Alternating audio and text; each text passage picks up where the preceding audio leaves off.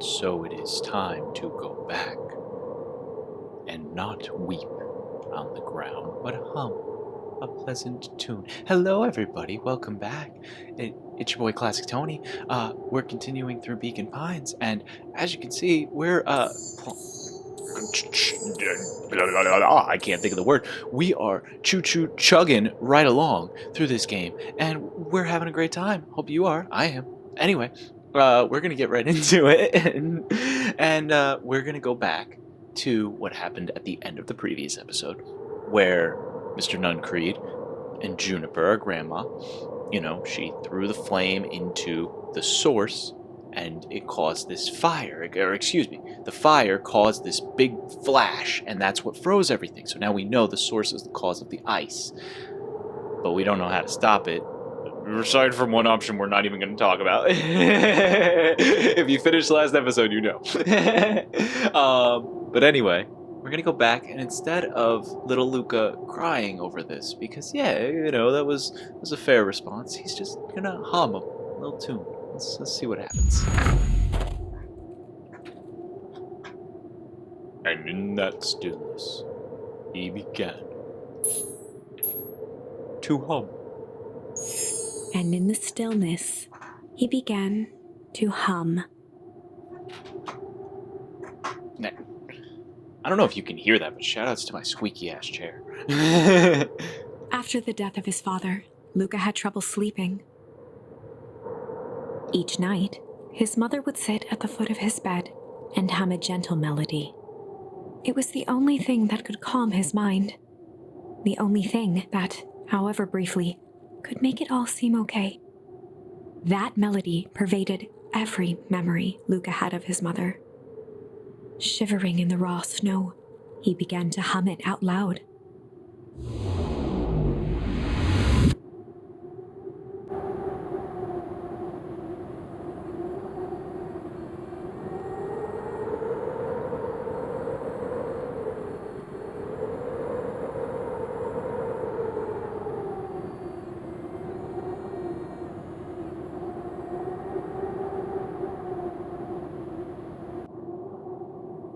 Gran lowered the torch, listening closely. As recognition slowly set in, her heart sank. Those countless nights of consolation, the incomparable loss they shared together. She let the torch fall to the snow and sizzle out. A few steps toward Luca was all she could bear before dropping to the snow herself. Through a flood of tears, she began to hum along, note for note. Well, Luca's not crying, but I'm not either, man. I'm not either, man. No, this is so sweet. Oh my god. This song is such a sweet story. Luca lifted his head in astonishment. Oh. The last time he heard that melody was the last night he saw his mother.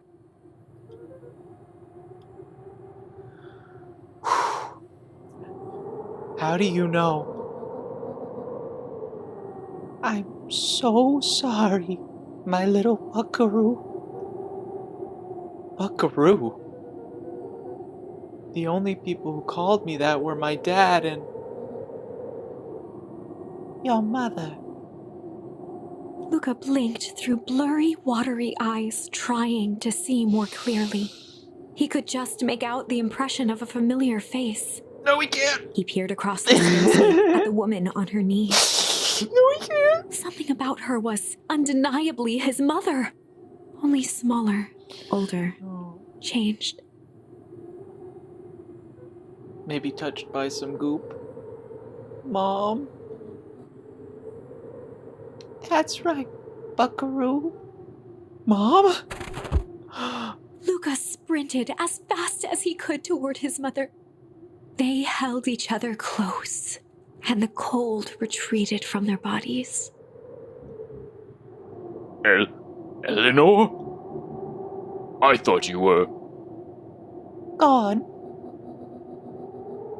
You should have known I would never abandon my son. Eleanor looked down at Luca, tightening her embrace in an appeal for forgiveness.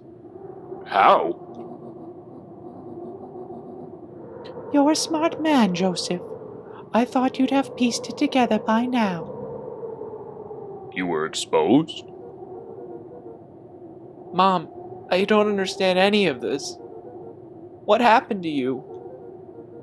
Where did you go and why did you leave me? I never left you.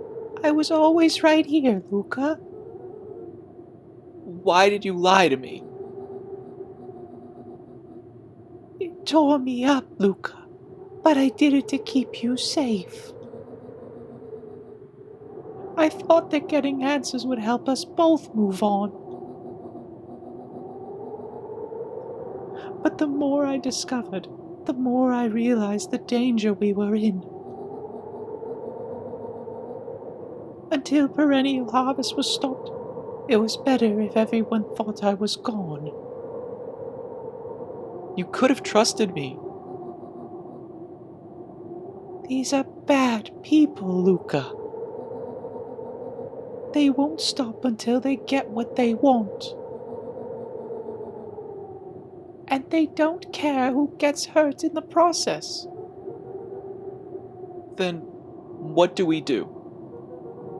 We have to stop them. Joseph slumped into the cold, wet snow. They can't be stopped. This is too big.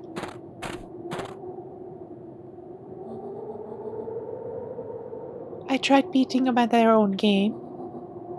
I'm done fighting fire with fire. For the first time in a long time, her voice felt like her own again. No more lies. I see now. There's a better way to stop perennial harvest. The cold, hard truth. You say it, Grandma. You go, girl! Luca gazed down at Nuncreed with pity. He looked small. He's just like a pawn, I think. He's not a bad man. He's just like a little caught up in all of this, I think. I think his intentions were good. He always wanted to protect Luca. He loved our grandmother and clearly, wanted to take care of our mother. And Luke, he was our dad's best friend and business. I mean, he lined his pockets, sure, but he didn't want anybody to get hurt. I don't think Mr. Nuncreed did. I don't think he intended for this to escalate to what it did. He was naive, I think, in the moment. But hindsight's 20/20, and his actions clearly kind of totally fucked the town. So come on, dude, what the fuck? So he's probably dealing with that guilt. But I don't think he ever intended it to become this. He didn't think this was what would be the problem. This unfathomable, immeasurable fucking fantasy force of nature that is the source. So let's see what happens. I only say that because Nuncreed, I don't think knew about all this. He didn't know any of this going into it. He just kind of was, he saw dollar signs and was ooh, money. Money. Money. I can't do a good Mr. Krabs. I wish I could, but money. Yes. But anyway, I don't think he was selfish or hurtful or wanted this to happen. I just think he kind of made a few bad decisions and some selfish ones in the moment. But anyway, let's continue our story. Sorry about that. Joseph stared into the snow as if searching it for answers. Come on, everyone. We've got a party to crash. Let me take a sip of water before I crack my voice. Life-giving water. Fresh from the god. What is it? Life-giving water. Blessing. Nectar of the gods. No, that's not it. It's from a Sierra game. I don't remember which one, but it's something like that. Life-giving water. Blessing of Nectar of the gods. gods. Chicken. That one we all know. Chicken. I don't eat chicken. I still fucking say that when people bring the like Costco rotisserie chicken. Like somebody will put a Costco chicken, like they'll bring one over, or like one of my friends will bring one over, they'll have like a chicken sandwich or something like that. Like they'll like bring a chicken out and they'll put a chicken down and I'll just be like, chicken. And they'll look at me and they'll just be like, chicken. Oh man. I'm a bunch of nerds. Anyway.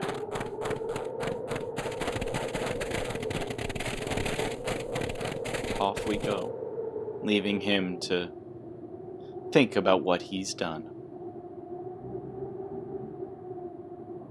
You don't understand.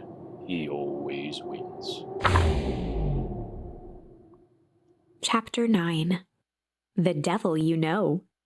7 months ago. Eleanor Van Horn crept down the maze of sterile hallways under perennial harvest. She stopped in front of the large steel door marked Deep Engineering. No turning back now. She raised a trembling hand. The stolen keycard worked as promised, and the door buzzed open with mechanical efficiency. Okay. She was immediately hit with the smell of disinfectant.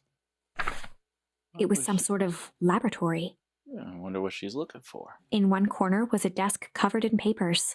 Across the room stood a tall metal pod with hoses protruding from its base. She rushed to the desk and began shifting through the piles of papers. They were experiment reports on something called Tempus liquamen. Tempus liquamen. I'm going to have to practice saying that one in a couple of voices. Tempus liquamen. I'm probably going to say that wrong a ton of times, but hopefully we get it right. There were dozens of them. Every one stamped failed. Eleanor heard the sharp echo of footsteps approaching. She was out of time. Her eyes scanned the room, eventually landing on the strange pod. Muttering a curse under her breath, she dashed over and dove inside.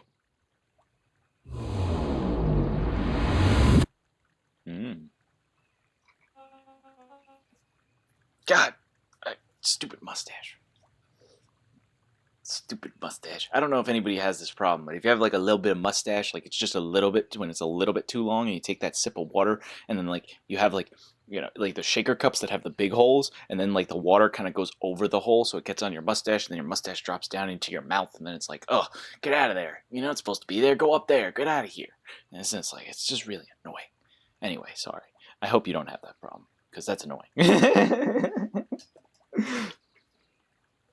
And that is what change is all about. So now we're coming back from, I think we can piece it all together now. So this is Mr. Kerr giving his speech, obviously, at the festival. But this is after we've not set off the source. Because when we were here before and Kerr finished his speech, all of a sudden everybody got frozen. Now nobody gets frozen because we've changed the timeline. Look at that. It makes sense. Wow. Anyway, let's continue. Grabbing the future by the scruff of the neck and making things happen. Change is a choice. I am tickled pink that we will all be making that choice together.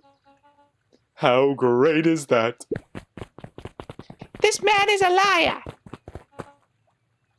Excuse me? I will not. This town has a dangerous secret, and perennial harvest only exists to keep it hidden. Nonsense. They picked up a whole damn town and moved it right under our noses. You aren't making any sense, dear. Mr. Kerr addressed the crowd with a sarcastic tone. Imagine such a thing. It's absurd, and it's just plain impossible. They promised they could fix the foul harvest.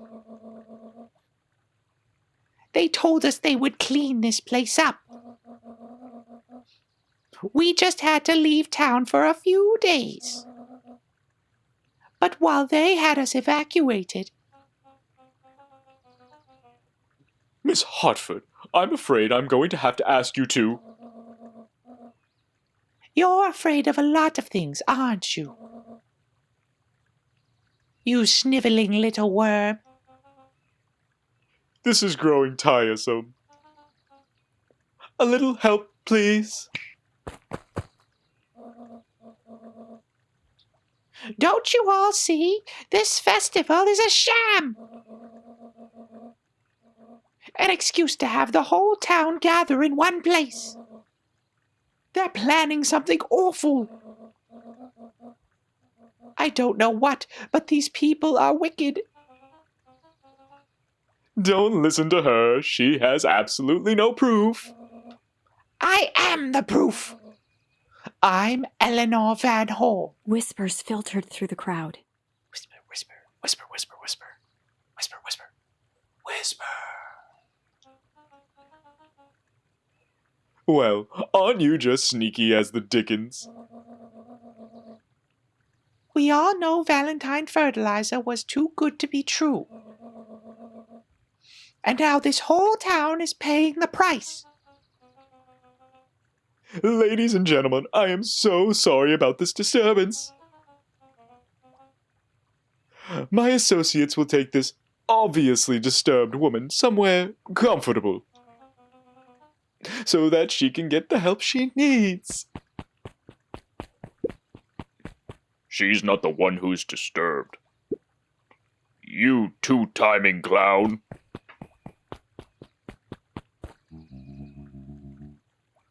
You all know there's something wrong with this town.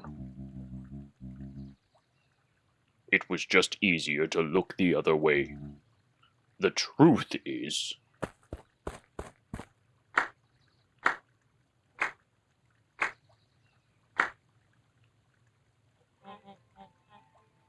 That's quite enough, Mr. Nuncreed. Torment dragged on Joseph Nuncreed's face. Yes, sir. Sir? What the... What the f***? Take them away. No, I want them to see this. Ah, the ever-tempestuous Eleanor Van Horn. You have been quite the thorn in my side. Like a weed that burrowed in where it doesn't belong. I must confess, you look dreadful. He paused for a moment, plucking a piece of fuzz from his sweater and discarding it to the ground. Consider yourself in rare company. You've managed to pull one over on me. It won't happen again. I knew you had some sort of plan to disrupt our little party. But alas, I expected something a bit more impressive than incoherent ramblings. No matter. Your failures are yours to bear. Mr. Kerr. Yes, sir. It's a shame it was cut short, but I thank you for your rousing oratory. I will take it from here. Yes, sir. Of course, sir.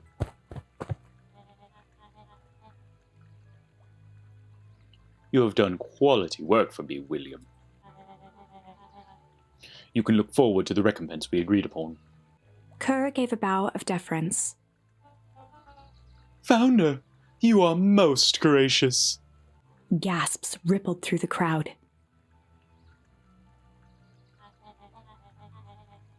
Thankfully, we can dispense with the formalities from here on out.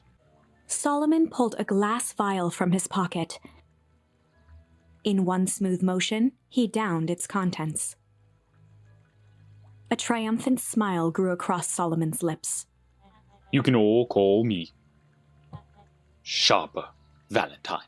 His body and face began to contort and expand as he disappeared into a belching green mist.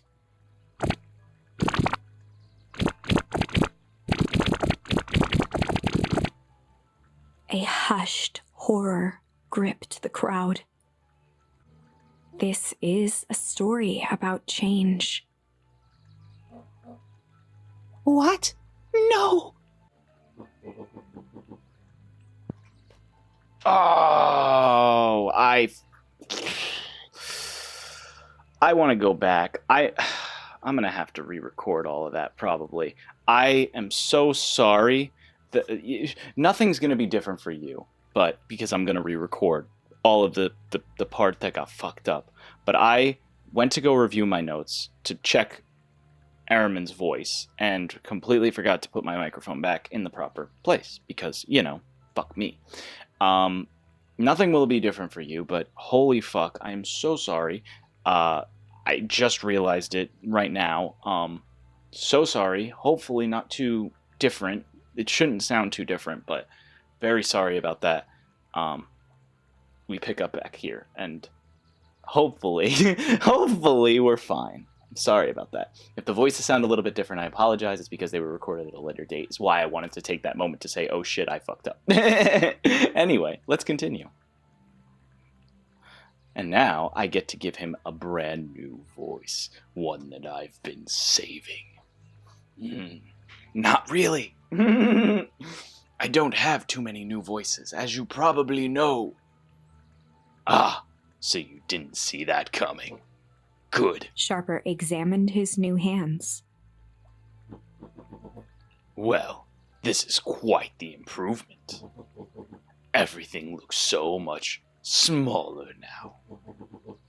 Eleanor was right about one thing. This festival was a ruse. I wanted you all to witness my glorious return with your own eyes. Why does everyone look so downtrodden? This is a celebration, people. Maybe it would help if we set the mood. Mr. Kerr, be a dear and reveal the sign.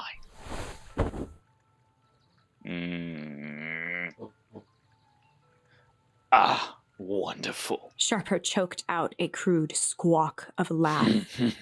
Frustrated grumbles sprinkled through the crowd. Herbert, you malicious bastard!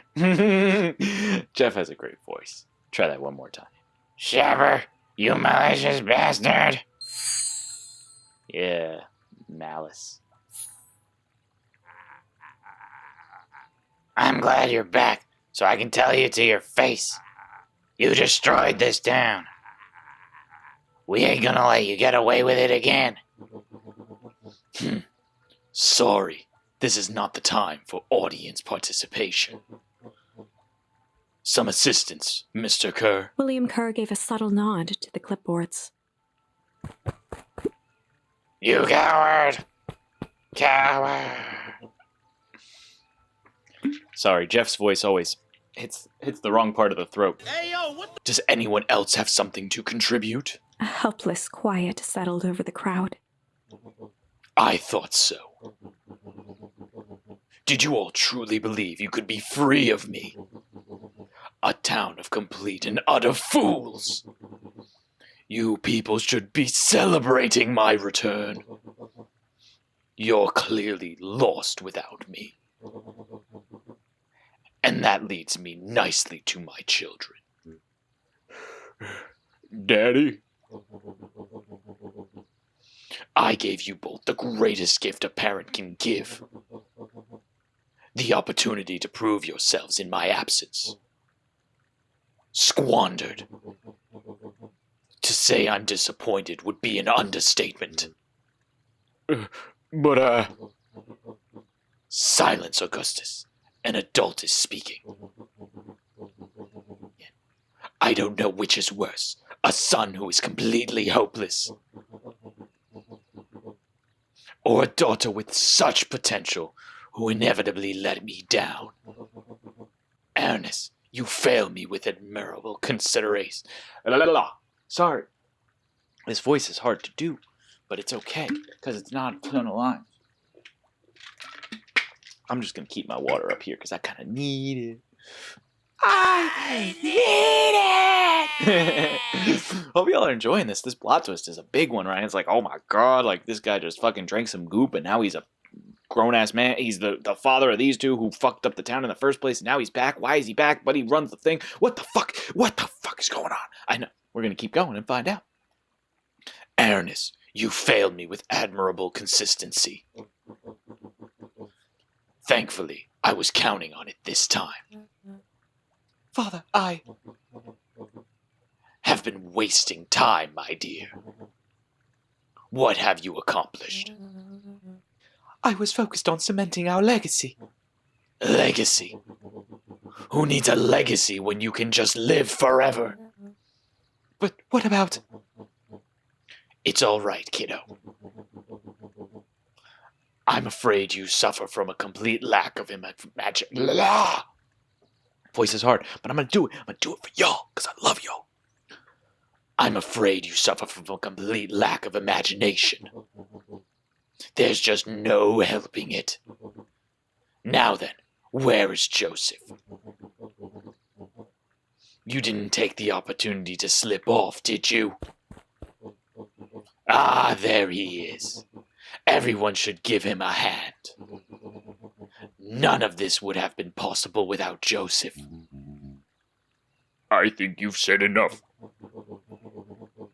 Nonsense. The people deserve to know how helpful and loyal you've been. I only did what I did because he left me no choice. You always had a choice, Joseph. You were simply too weak to take it. No matter. Cheer up. You are about to be rich beyond your wildest dreams. You should follow Mr. Kerr's example. When I found him, he was in a sorrier state than any of you. An aging actor, desperate to recapture his youth. He played his part, and soon he'll be able to play the leading man again.